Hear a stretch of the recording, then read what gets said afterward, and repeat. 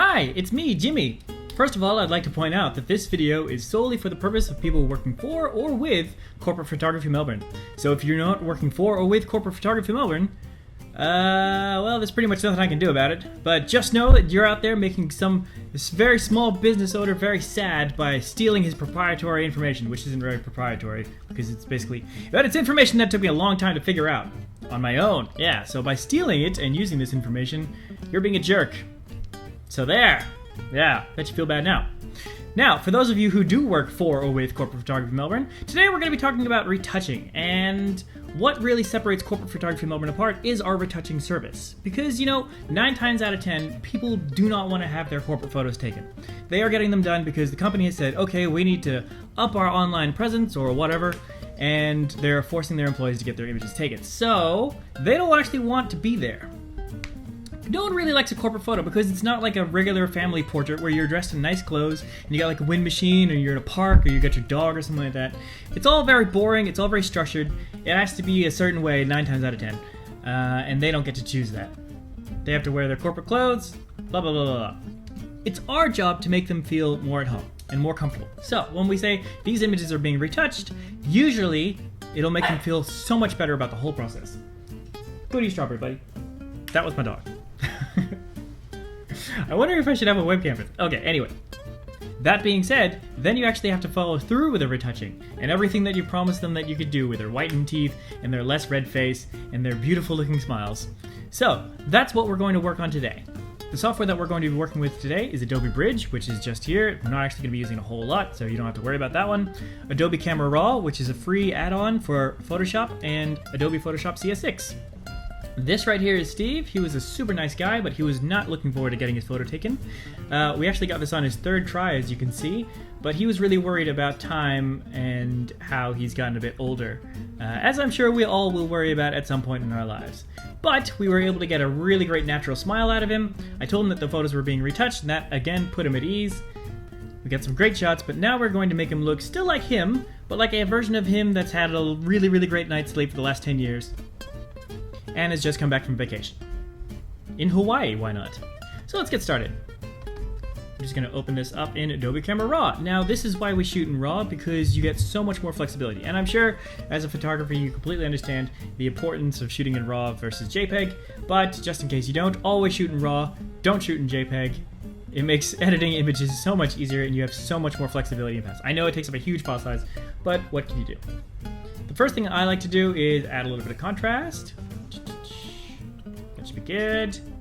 And I'm going to go over to my lens vignetting because 24 to 70 does put a bit of vignette in. Now you can enable lens profile collection, but when you do that, it automatically does this warping bubbling thing, and I'm not cool on that because I feel like it makes the person look a little bit fatter in the face. I like the pin cushioning effect that it gives, and people like it too. So I just do everything manually. It's pretty easy to eyeball. You're just looking in the corners to make sure that the gradient and the background matches up nicely, and that'll do. We're going to boost the shadows a bit.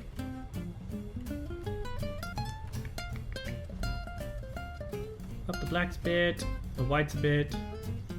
Just make it generally a little bit brighter. We're going to up the clarity. I don't want to up it too much because when you do that, it starts looking like an HDR. You don't want that. You just want to up the clarity a little bit. So you got some nice sharpness going on. Up the vibrance. That's too much. Yeah, around 6 and 7. Looks fine. Pull it down a little bit. We want a well-saturated image, like a nice contrasty saturated image, just so that people don't look pale because, it's Melbourne. People do look pale. And we can boost these highlights a bit. And that's looking pretty good, pretty good. White balance. Let's see. Auto, nope. Let's go back to as shot. I'm just gonna hold down shift. I don't know if this actually records keystrokes, but I'll just say it as I do it. Hold down shift, touch the background, and you get a nice neutral gray, which will give us a perfect white.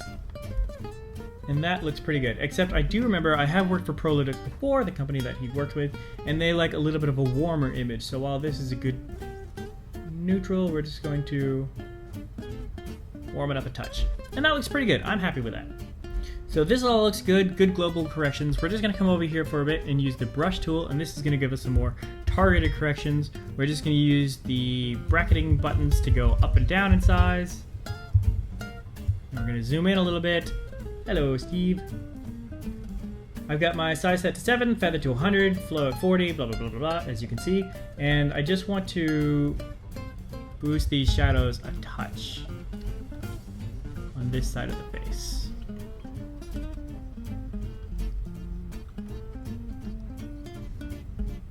Show mask so we can see what areas are going to be affected there. I'll get in the eye as well. And that's pretty good. Doesn't have to be super exact. And if we pull this down to 0, it'll be nothing. And then we're just going to gradually go up. Yep. That's fine. We still want the contrast in the shadows to define the facial features, but we don't want it to be super dark. Yeah, pull it down a bit. Yes, I'm happy with that. So now we're just going to open it up in Photoshop. Open image. Cool, and we're ready to start the frequency separation technique, which is what I'll be teaching you today. Something else I would like to point out is that I am using a graphics tablet, so if you hear the... Oops. That's what that is. That's the graphics tablet. It does make editing images so much easier. So much easier. Just have no idea. But you can do all this with a mouse, so don't sweat it. Now the first thing that we're going to do is we're going to duplicate the layer. And we are going to name this layer Liquify. And it's pretty obvious what that means. We're going to be going over here, filter, Liquify. With the Liquify tool, we're not looking to change the whole shape of his face and like give him a super strong jaw, buff muscles, and everything like that. We're just going to be ironing out the edges of the suit. We'll be bringing the belly in a little bit, and we're going to give him what I like to call power shoulders, and that is where we are going to start. So we're just going to zoom in, and whoop. Wrong tool. We're just going to use this tool, the nudge tool, and we're just going to nudge these shoulders down a bit. And we're going to pull a little bit there. Should be good. Power shoulders. Bam! Now it doesn't look like we've actually done a whole lot, but believe me, when we go back into the image, it will. Now with these, it's easier to go out than in. So we're just going to iron out all little wrinkles.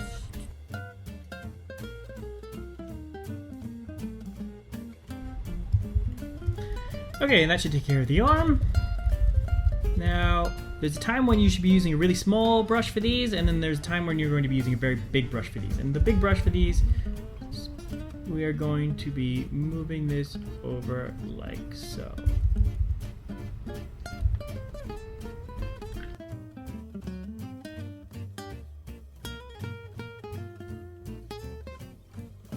Now we're going to use the pucker tool. With this tool, instead of holding it down, I like to tap. I feel like that just gives you a little bit of a better result. We can close up suit a little bit. That looks good. Something to remember as well when you're doing with the Liquify tool is that when you're pulling from the sides, you can often, and not even see it, pull the image off the canvas. And that will really show up later when you're doing your frequency separation. So to avoid that, we're just going to pull down a little bit at the edge of the canvas.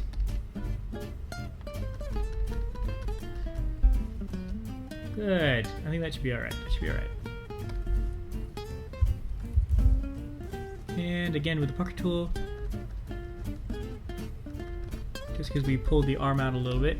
We don't want it to look ridiculous, like really wide. Really wide. Looks good, looks good. You know, when you put people on an angle like this, you got the body facing this way and the head facing towards you. It does distort the neck a little bit, which looks a little funny. So you can give them a little bit of their neck back. Looks good. All right, cool.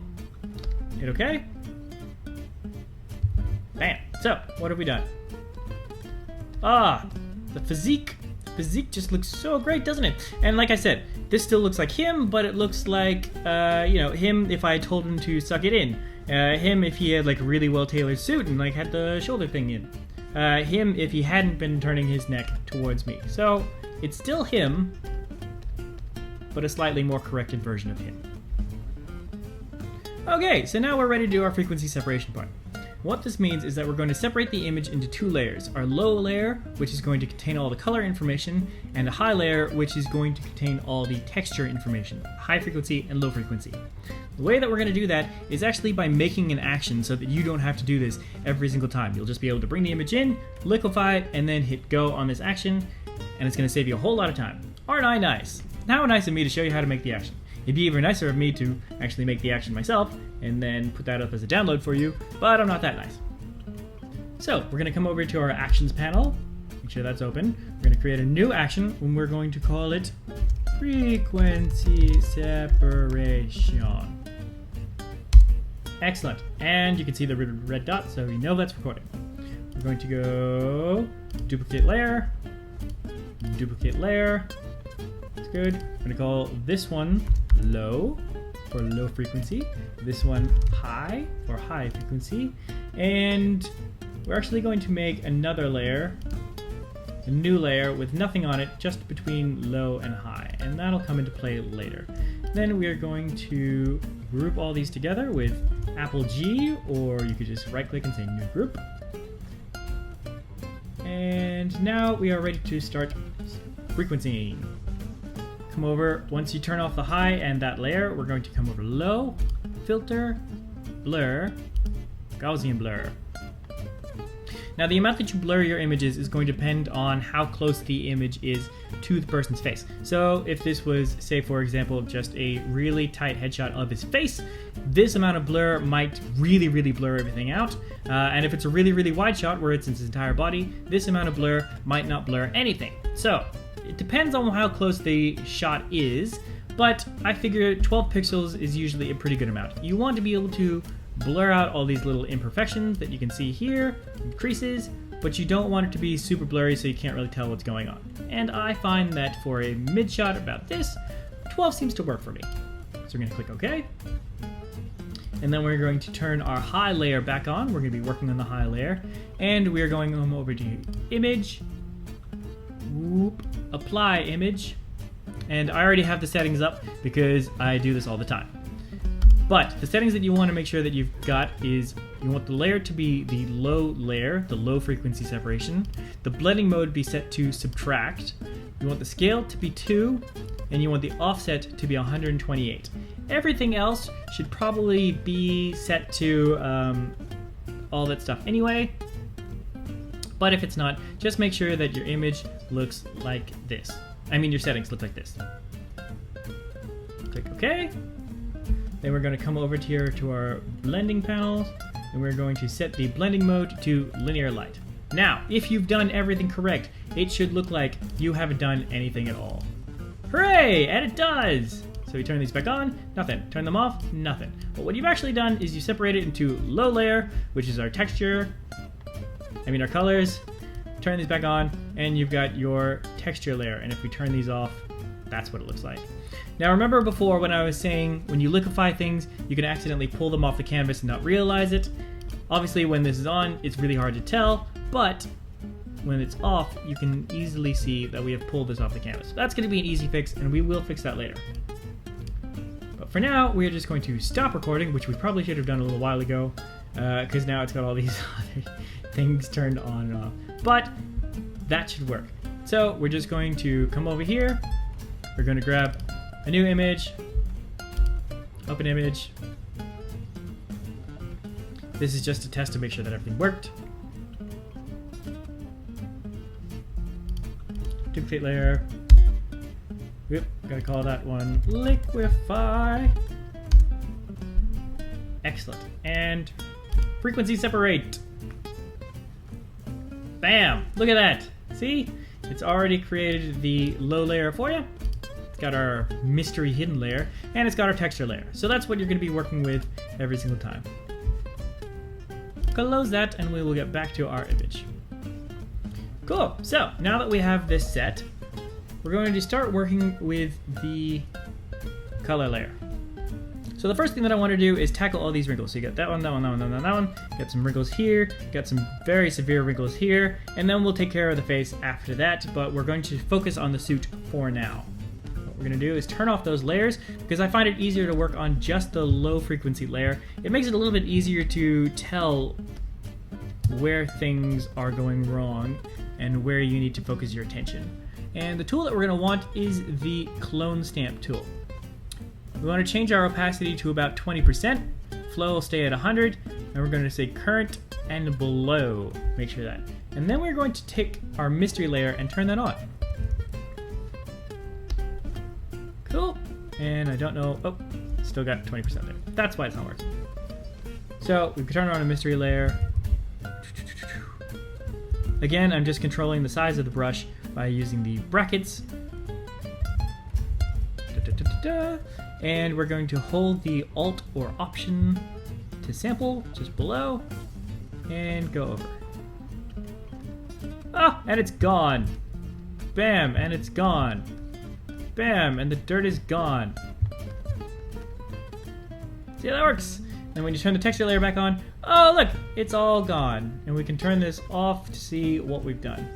So we've managed to preserve the texture of the suit, which is great, but we've also gotten rid of the shadows. Isn't that handy? And that's the whole point of frequency separation. Now I'm going to do this about 100 bazillion million times, and you will just get to see the sped up version. Lucky you!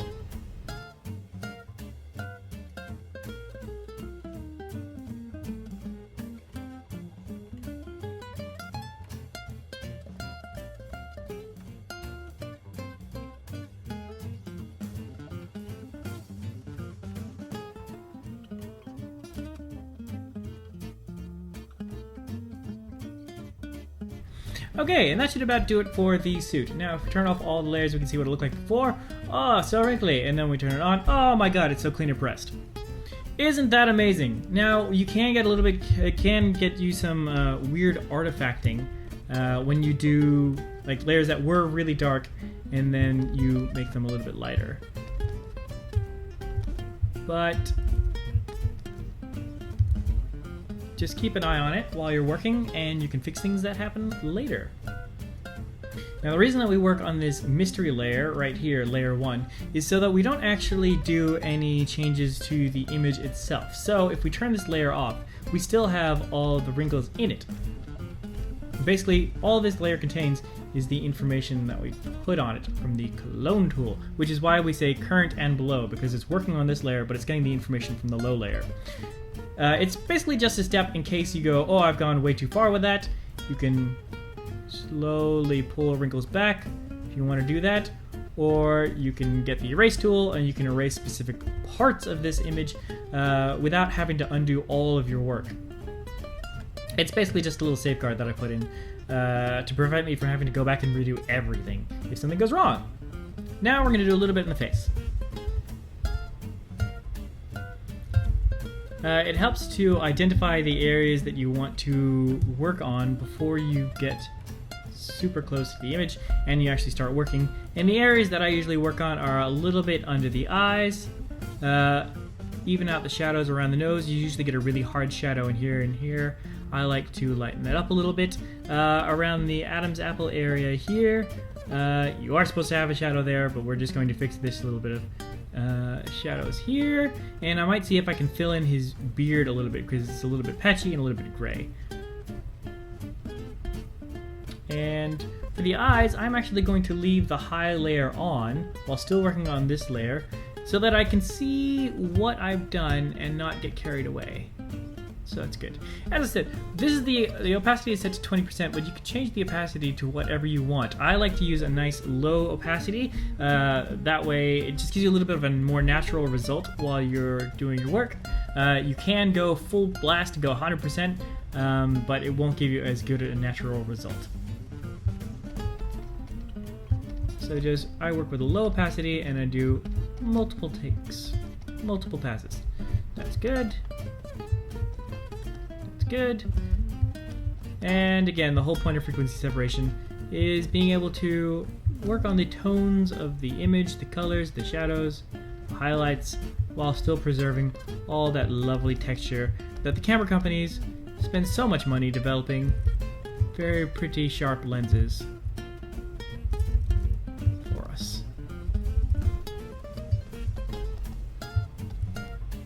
Now some things like this here, oops, I'll just let that catch up a bit. Computer's lagging a little bit while it's trying to record the screen cap while also running Photoshop. This right here isn't something that I can fix with while working on the low layer. That's a texture problem, so I'm gonna have to hit that when I come to the high layer.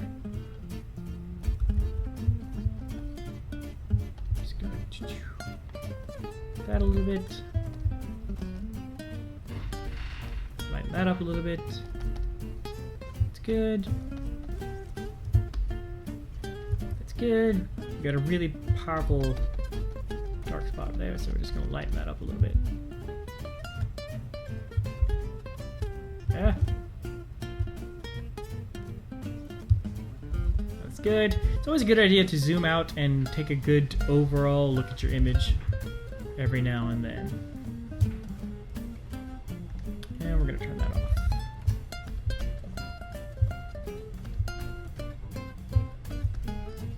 Some big sweeping things. I'm just darkening things up a little bit here.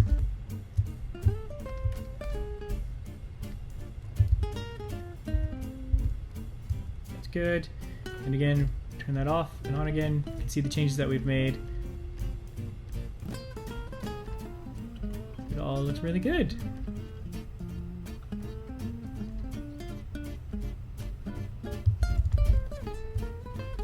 Now still working on layer 1.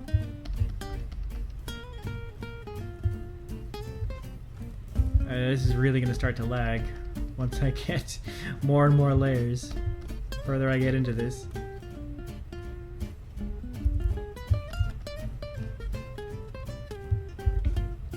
Which will make a little bit of a challenge, but that's fine. I like a challenge.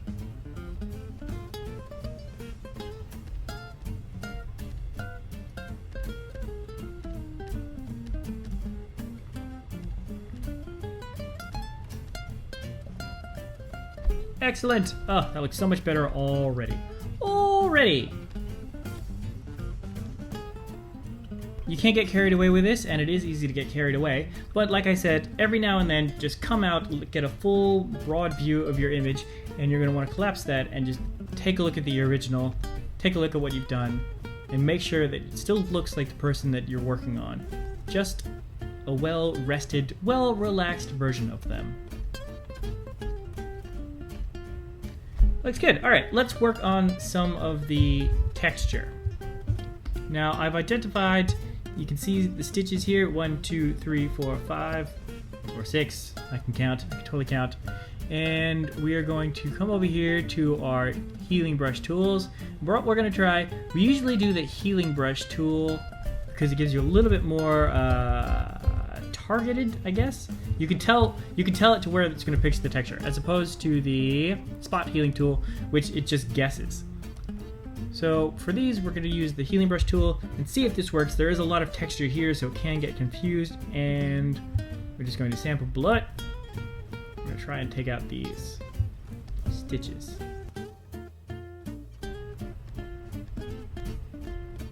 That looks good. It looks much better. It hasn't been able to match up the texture perfectly because there is a lot of texture information, but when you look at the image as a whole, you can't tell that there are stitches there anymore, and so it's not going to be attracting attention away from the face.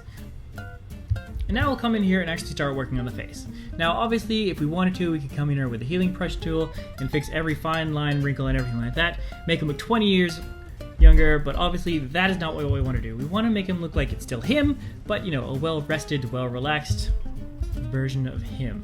So instead, what we're going to do is we're going to get rid of some of the freckles here, we're going to get rid of some of the fine lines, leave most of the major lines in there, and we will lessen things a bit with the clone tool. So again, using the healing brush tool, bam, we're just going to sample and hit it.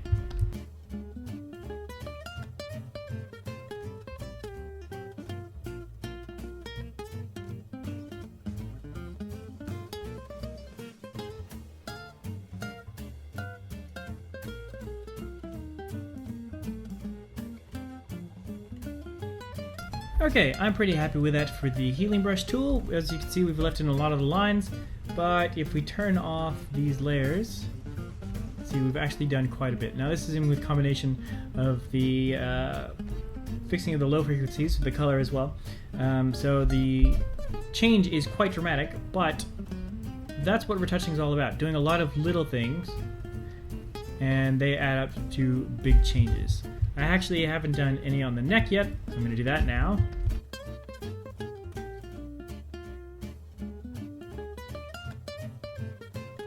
Looks good, looks good. Now for these larger wrinkles around the eyes, like I said, and the bags, we're not going to get rid of them entirely, but we are going to soften them up. So what we want to do is we want to add a new layer here. We're going to come back to our clone stamp tool, which should still be set to a low opacity and current below. And we are just basically going to go over them a couple times. Turn off layer. It makes a big difference. But we are going to be losing texture this way, which is why we don't retouch the entire image this way. We just want to go over them a couple times. I like to go over 1, 2, or 3 times. And then just turn everything off to see what I've done and see what needs to be done more or what I need to undo.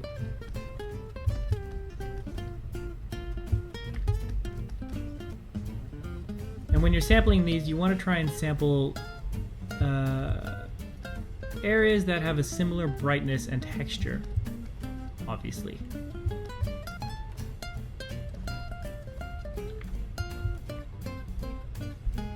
Now if we turn that off, soften those up quite a bit, but it still looks like him, doesn't it? Soften. Looks good. I might soften this up a little bit more.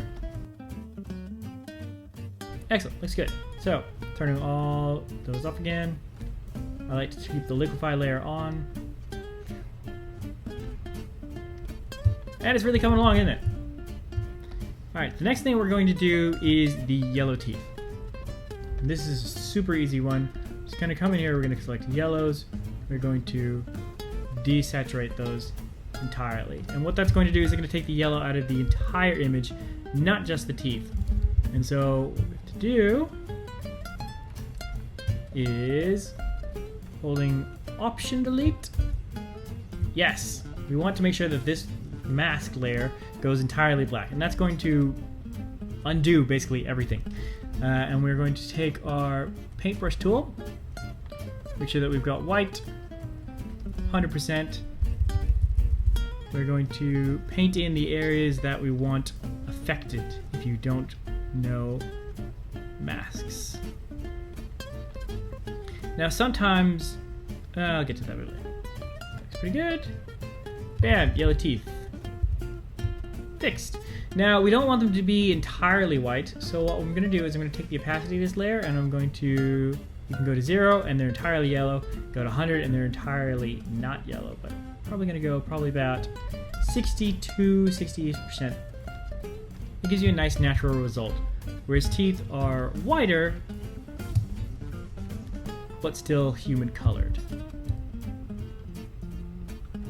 You can always open this back up and come with the yellows, and you can affect things again, like you can up the brightness a little bit, the lightness, you can change the hue and stuff like that. As I was going to say before, you don't have to just do the yellow. Sometimes that won't work. You can just affect the master channel. The problem with affecting the master channel and then you pull down the desaturation, I will show you. So we got a new one. We're going to go master. We're going to take the saturation down. It's going to affect absolutely everything. We're going to go option delete to option delete to. Sometimes it's option delete and sometimes it's command delete. With my computer, I don't know why, but it just changes. So this is entirely black and nothing's affected. But we come back in. I'm just going to paint like this. And you can option click on the mask to see what areas have been affected. Make sure that it's all filled in nicely in there. Option click again to come back. As you can see, it hasn't just affected the teeth, it's also taken the saturation, the color, out of his gums and around the lips a little bit. So this one will give you a similar result, but not as good, which is why I like to use the yellow channel. It's good. Nice and natural. Another area that you sometimes have to remove the yellows from is in the eyes. So we're just going to come in here, and then we're going to option click, and we're going to fill these in.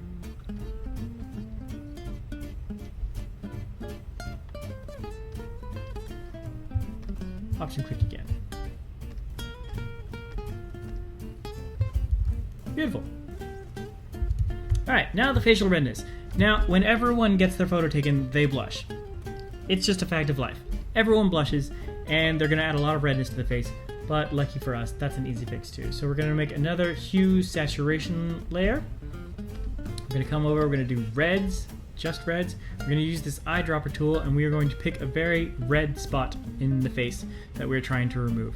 And I can see some over here, so we're just going to pick a red spot there, touch on that, and then we are going to smurfify him. So pull the hue all the way over to the left.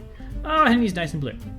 Now working with these tabs, makes it a little bit easier if you lengthen that. Pull this tab inwards. Good. This tab over like so. That's good. And then this tab gradually over. And as you can see, it started to not affect these areas. So the purple areas is where it's going to affect. The reddish ones is where it's going to affect a little bit, the purple is where it's going to affect more, and the blue is where it's going to affect a lot. So the closer this tab is to this tab, the less areas are going to be affected. And so basically you just want to keep pulling it out until it's the areas you know it's got a bit of a red face. Which looks like it, yep, I'd say it's about there, 420. Now with the hue slider, we're going to pull that back to 0. And again, if you've done everything right, it shouldn't look like you've done anything at all. And we're going to gradually, around 13, pull that up.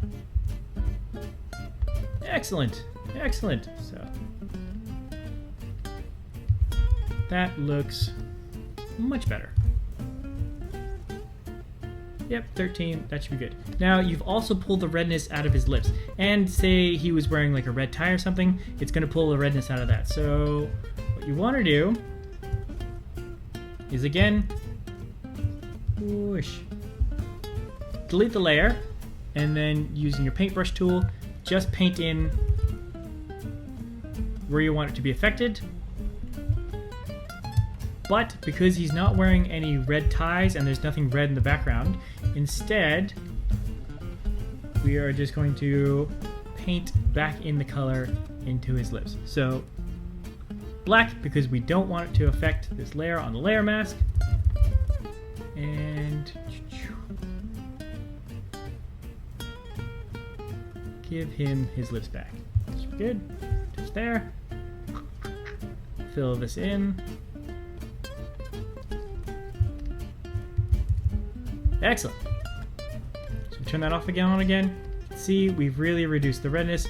They sometimes get red in the chest area as well, red in the neck from a little bit of razor burn, and there's always red across here. I usually sample from the cheeks or the front of the nose there.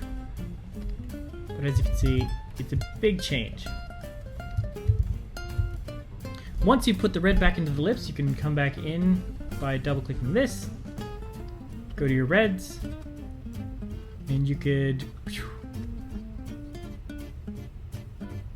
up it if you think it needs more, or pull it back if you think the reds were fine. But I think at about 14, generally around 10 to 15 is a good marker for that. Off and on again, just to make sure what we've done looks good. And turn off all these layers. Coming along. Now he does have some kind of dent in his tooth here, and I don't know why my computer keeps beeping, if that's going to be in the video or not, but I am going to fix that. So just going to come back to the high frequency layer, Healing brush tool.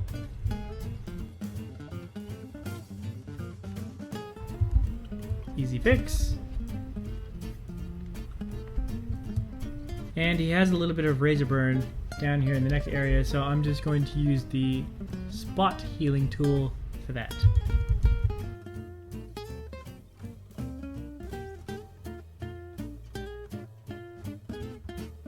Looking good. And I am going to take another crack at the suit here. And instead of using one of the healing brush tools where it's going to guess, I'm going to try using the clone stamp tool. I'm going to stop it from being current below and just work on the current layer. Bring that opacity back up to 100%. And I'm just going to try and eyeball it, match these textures myself. That's better. You come into the eyes and you get these wibbly wobbly lines. That's an easy fix, and we're going to work on that next. So now that we've done all those corrections, I'm going to come up to the hue saturation layer, and I'm going to go Command Option Shift E. By pushing all of those at the same time, it's going to give me this, which it calls a stamp layer, and I like to call a checkmark layer, because it's basically all the information below merged onto one layer. So basically, if I screw up the work that I do from here, I don't have to undo everything. I can just delete this layer, and I've still got all the stuff that I've done down here. And using this, I'm going to get the healing brush tool. That's good. I'm happy with that. And there's just this one hair sticking out here. That's bugging me. I'm gonna fix that.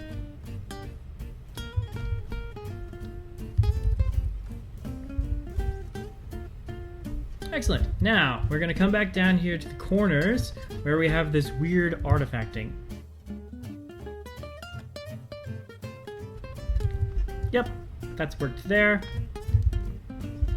Another way that you can fix it is by going Filter, Liquify, coming back into the Liquify tool, coming over to corners, and simply pulling down. And fixing the canvas. Come back out, and that's fixed. You do run the risk of stretching it again, but that should be fine. Cool, so we fix those. Told you we'd get back to those.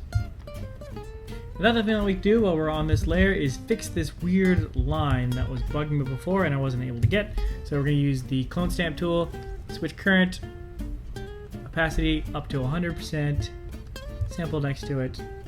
Try your best to line up the pattern, the zigzag, and there it is. Oh, so much better. That was really bugging me. So what we've done on this layer is we have fixed the squigglies in the eyes, we fixed the artifacting over here and here from our Liquify tool. As you can see, looks much better, and we've managed to get that, and we got those. So just a little bit of tidying up that you don't want to do with the healing brush tools and working on the layers. And that'll do it for this layer. What we're going to do is we're going to do Command Alt Shift E. Again, that's going to give us another stamp. And this is going to be our dodge and burn layer. And I really should have been naming the other layers as we went, so why don't we do that now? Over here. Teeth. For our teeth whitening that we did. Redness. For the facial redness that we did. And this is our fiddly texture. For our fiddly textures that we did. Now, dodging and burning is a difficult one. We call it dodging and burning, but if you are a makeup artist or a beauty blogger or someone like that, you might actually call it contouring. And what we're going to do is you can do it a couple ways. You can use the dodge and burn tools here, and it's essentially just a localized contrast. So you come in here, and I always start with the eyebrows for some reason.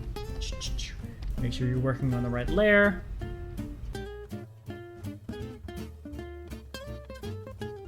So with the burn tool, we want to darken up the eyebrows. I like to do a little bit more shadow on this and a quick pass or two on this side of the nose, sharpen up the jawline a little bit, and then, you know, do a little bit around the suit. So you want to use shadows on this side of the arm, a little bit on this one, on the outside of those, down here where you can see there's already a bit of shadow around the Adam's apple. And then we're going to come over to our dodge tool, and that's where we're going to put our highlights in. So you would put them in on the bridge of the nose here, just above the eyes, underneath the eyebrows, just here. You do a triangle of light underneath each of the eyes, do a little bit around the smile, and then we do the highlights of the suit. So you do the chest here, you do the inside part of the arms down here, and it's a tough one because it's a fine balancing act. It's really easy to get carried away here and make the person look really strange. But if you do it right, it does actually add a lot to the image. There's another way that you could do it as well, and that's by using levels. And so you can come over here and you can darken things up. And then if you say delete, make the mask entirely black so that you're not working on anything, switch over to your white thing. Oop. Not that much. Switch your brush opacity to very light. Just come in here.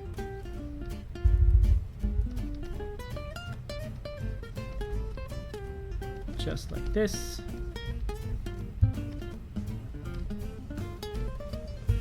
It's good. And then you can see what you've done. You've just made the bridge of the nose a little bit pronounced. Sharpen out those features. The benefit of doing it this way with the levels is that you can Alt-click or Option-click on the mask itself and see where you've affected and how much you've affected it. You can change the opacity if you think you've taken it too far. You can erase just certain areas of the image, and that's why I prefer to do it this way, just because it gives you a little bit more flexibility, and you can look at the end result as a whole as you're going and say, okay, I've really gotten carried away in this particular area, and I haven't done it enough in this area. So that's the way that we're going to do it today. Just working on this. And I will speed up the whole process so that you don't have to sit there and watch me do this slowly.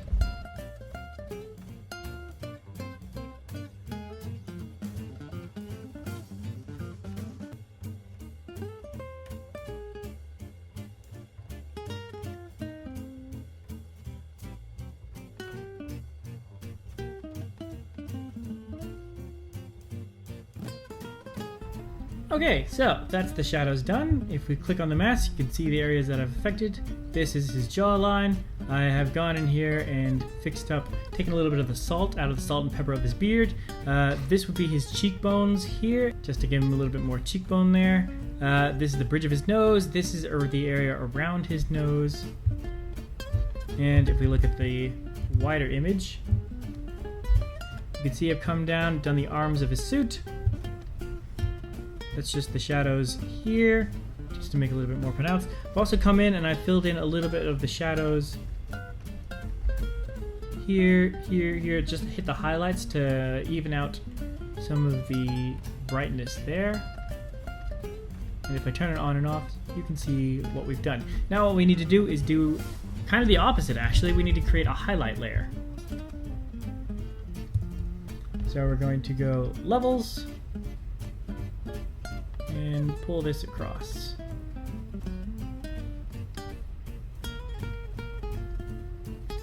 It should be good.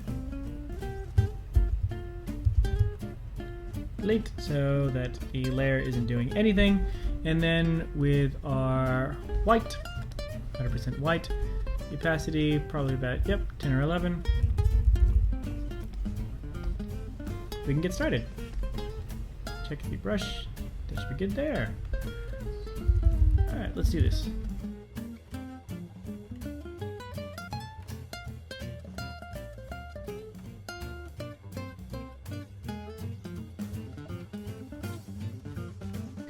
Okay, and I'm about happy with that. So using the layer mask, coming in again.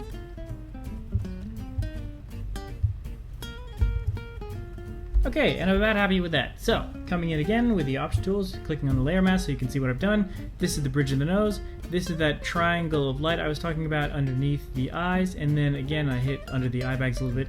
This would be the whites of the eyes, and then this is just above the eyes and below the eyebrows. So turn that off, you can see. This is a little hit on the lips, and this is the areas of the beard where he doesn't have any hair, and I assume doesn't want any. That's a styling choice. That's the Adam's apple. Zooming out a little bit, this would be the chest part of the suit. This would be the highlight of the arm, as you can see. And if we turn this layer on and off, you can see what we've done. Looks good. Now if we turn both of them off, you can see before and after. Doesn't look like we've gotten carried away. The burn parts, so the shadows, look a little bit, got a little bit carried away there, I'd say. Pull that back maybe like, let's say 80%, see how that looks. Looks good, looks good. I'm happy with that. Again, the whole point is just to add a little bit more contrast, and you can do a little bit of face shaping so you can improve the bridge of the nose and the jawline. Make things look a little bit better. Now, the last part of dodging and burning is the eyes, and for this we are actually going to be using the dodge and burn tool. So, Shift E, new stamp or safety layer. We're going to start with the burn tool. We're going to do the pupils first. A couple hits with that.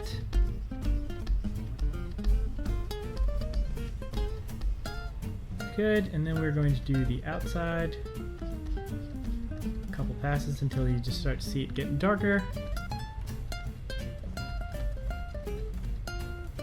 That's good there, and then we're going to switch over to the dodge tool. Around a couple times, and then once more on the bottom. And what that's going to do is really make those eyes pop. So let's turn that off and on and see what we've done.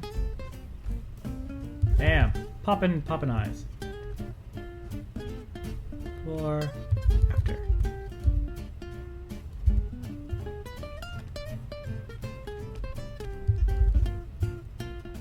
Before, after. That's after. Before, after. Before, after. So let's check the changes on the whole, turn all those off. That's all the wrinkles and everything fixed. And our before and after. See, it still looks like him, but very well rested. Suppose with the wrinkles and the eyes, I did go a little bit harder than I usually would, but he did express to me during the photo shoot that he was concerned with his age, so I pulled those back a little bit more than I usually would. Still tell them they're there, so that if the people see these images on the website and then meet him in person, they're not going to be like, whoa, who's this guy? It's an entirely different person. But it does look really good. If you wanted to, you could come in with the burn tool and fill in the salt parts of the beard just there. But again, I don't think that would be necessary. It would make it look too young. And you do still want it to look like him. And we've done all the other retouching, so I feel like that's gone far enough. There is just one final thing that I like to do to all my images, and that is, again, make another stamp layer, which again, Command Option Shift E at the same time. We're going to change this to overlay, which looks very strange. If you come over here, filter, other, and high pass. Once that kicks in, it's not going to look like it's done anything. We want the radius to be fairly low, around 1.8 works for me. And that is just going to sharpen things a little bit. So if we come in, we look at everything. Turn the layer off. You can see what I mean, especially in the beard, but also around the eyes and the hair. It's just going to pull out the texture a little bit more because we've done all this retouching, and it can make it look like we've made the person kind of poreless and inhuman, but by putting this back in, it just sharpens everything up a little bit more. And again, you can't really tell that much when we're all zoomed out, except major texture shift in the suit that's going to change depending on how zoomed in you are. It's just going to make it a little bit better when they're looking at the image fully zoomed in. And that is all the retouching that you need to know, I believe. I hope that you've learned a lot and will not share this with anyone that does not work for or with us. Enjoy!